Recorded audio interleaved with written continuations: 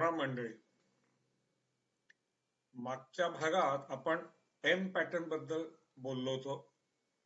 तो इथं पूर्ण झालेला दिसतोय, पण आत्ताची गिफ्ट निफ्टीची जर का परिस्थिती पाहिली तर तो आपल्या फ्युचरच्या कालच्या क्लोजच्या जवळजवळ 400 पॉईंट वरती आहे. त्यामुळे इथून मार्केट तर वर उघडलंच आणि वर उघडून ते कदाचित वर पण जाईल, ते आपल्याला माहिती नाही. तर त्या दृष्टीनं विचार करता हा एम पॅटर्न फेल होऊ शकतो.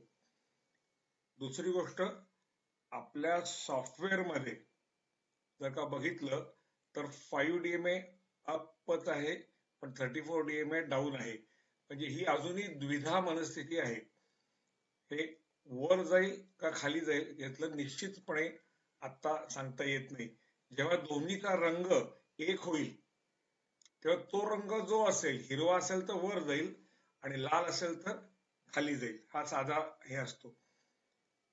नाही, स्टॉकेस्टिकनं 99 करेक्शन आणि परत 99, म्हणजे स्टॉकेस्टिक परत अजून ओव्हरबॉट झोन मध्येच आहे.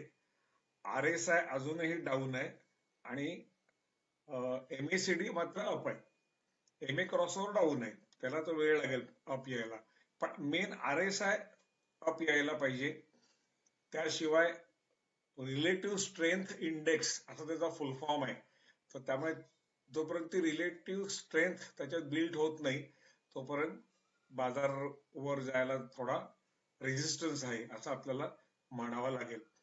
आणखी महत्वाची गोष्ट, आजच्या बेस्ट बाय मध्ये एक पण शेअर नाहीये.